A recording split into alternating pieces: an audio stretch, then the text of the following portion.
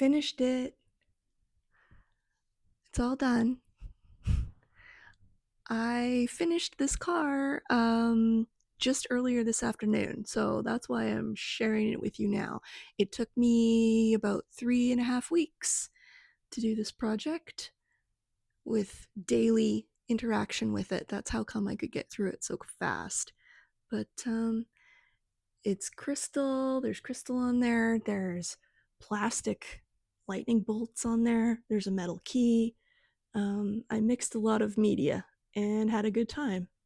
And the reason I'm sharing this with you is because that's something that I like to do in order to maintain sanity and calmness when it comes to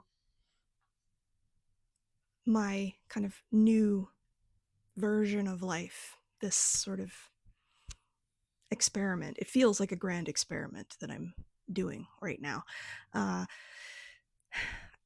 And embroidery or other beadworking or sewing of some other kind, I find helps me get out of those old traps that I used to fall into all the time when it came to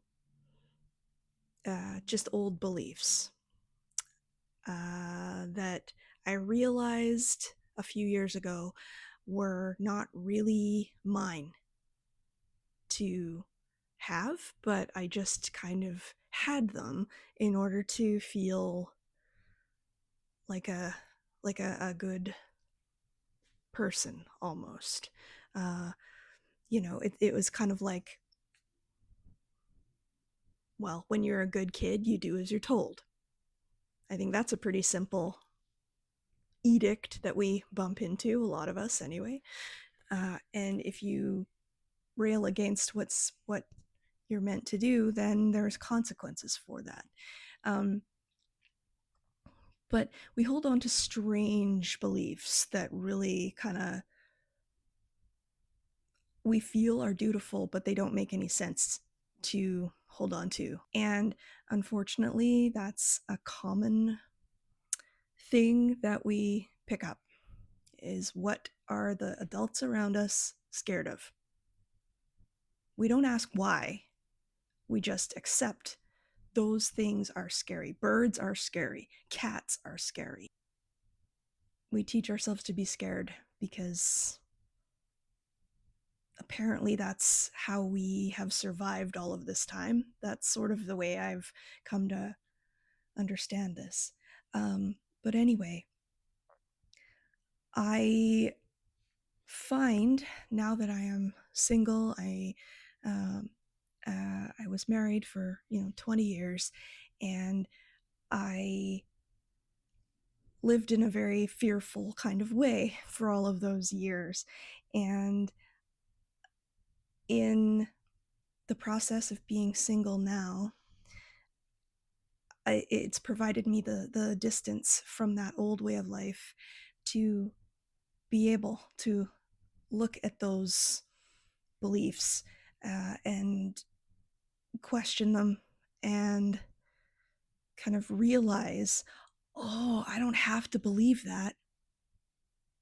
I'm not obligated to do that, and it doesn't make me a bad person if I choose to stop believing that. The big challenge being to remember what you're no longer espousing. It's hard to remember that in the moment when that fear is being activated for whatever reason. A lot of the things I'm talking about are not imminent dangerous, things, okay? That's different. But these are like beliefs about ourselves, like I'm fat, I'm short, I'm stupid, I'm somehow deficient in some way. Those kinds of things. Who put those beliefs there? Where did they come from? Sometimes it's just society. A lot of times it seems to be a combination of nature and nurture. Society at large and those who we are intimately connected with from our earliest days. And it's a challenge when you realize a lot of the things that you learned are based in fear, anxiety, uh, anger. A lot of the things that we believe in are just not true. Uh, and we just we believe the beliefs because we've heard them so many times and we've seen them play out, or so we think, so many times, and become cynical about the world. And nothing good comes of that when you're stuck believing in all these old things. And when the real problem I've had is saying, I used to believe this for many years, and now I've learned that that belief was misguided or simply untrue.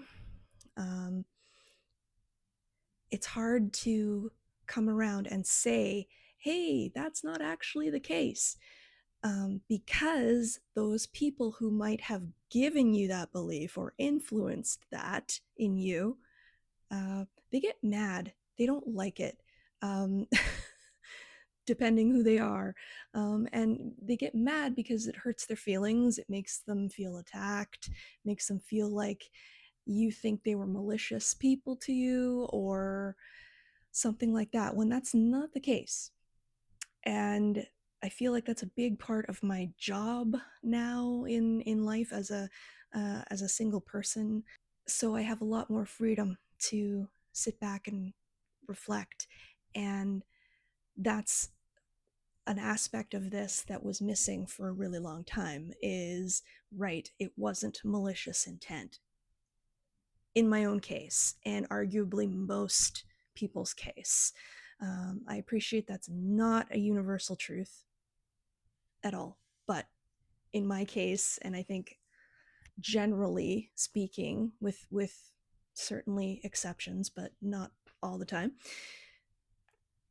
when those people who were instrumental and influential in shaping us, when they feel that you're going against what they taught you because it was malicious, then they can get pretty mad. And in those moments, it's easy to kind of want to pull back and maybe, oh, do I really believe that? Do I really want to say that? And maybe have people uh, hear that who might be offended and upset. I don't know. And that happens to me all the time. It's really, really hard. And the only way I've found to stay in, you know, these convictions that, birds aren't scary just because my grandma's scared of them. You know, I get it. She's allowed to be scared of birds.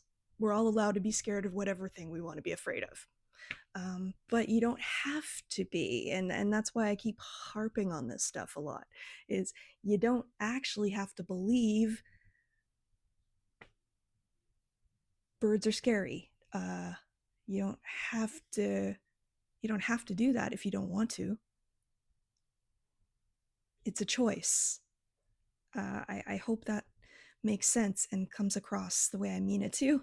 Um, I also am sympathetic and appreciative of the fact that it is really hard to shake some of those beliefs. Uh, it's hard when you've spent your entire life from, I don't know. In my case, I'll just talk about myself. From the age of, 12 on, uh, I heard and saw the message being delivered to me that um, this thing that you're in called a body, uh, it's wrong. in all of these ways. Uh, and I learned and was socialized into being highly ashamed of who I am, physically. Obviously, a body is just a body, and that's not who we are, but there's a lot of emphasis put on that, being who we are in our world. And when our elders don't like what they look like, we end up seeing that and learning, oh, well, I look like that and I have those features too, because genetics. I guess I should be just as uncomfortable and straight out hostile towards my body because I see versions of that in my family. I guess this is the way we behave. Okay, that sucks. you know? But it's hard when you're used to, say, being hard on yourself and how you look.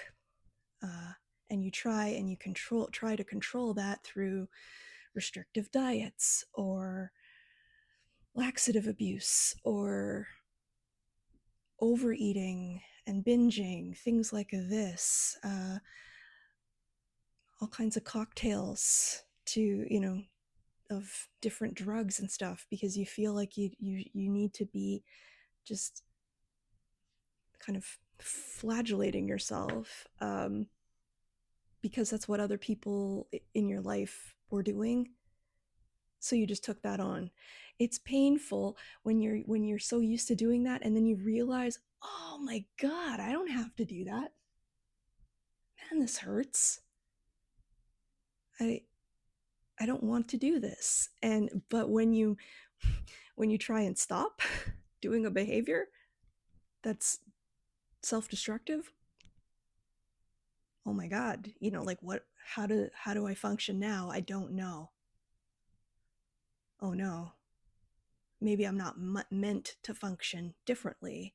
So, I'm just talking for myself. Obviously, eating disorders are a whole huge thing, and I get it. It's hard to stop believing those things when you're trying to help others and you're trying to, forge your own path and do what you need to do in order to live as truthfully as you can. Uh, People who knew you before, uh, who still believe in and hold on to those limiting beliefs,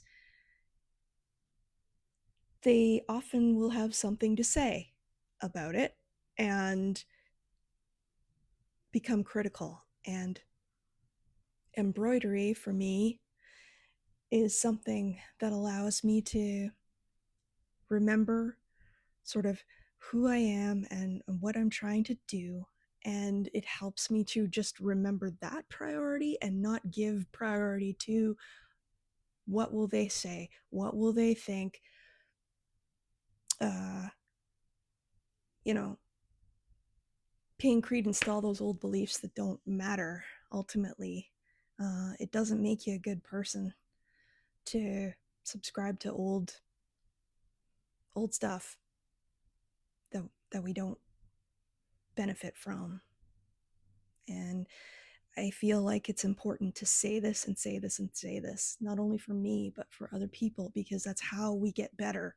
I feel like so often nowadays, I am confronted a lot with the de-evolution of things, and it frustrates me to no end. And the only way I know to maybe contribute to finding a solution, and getting kind of helping others get maybe back on track is to let them know you don't have to be stuck in the old ways. You're allowed to change your mind. It's okay.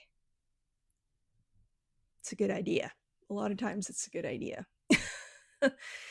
And we just tell ourselves it's not a good idea.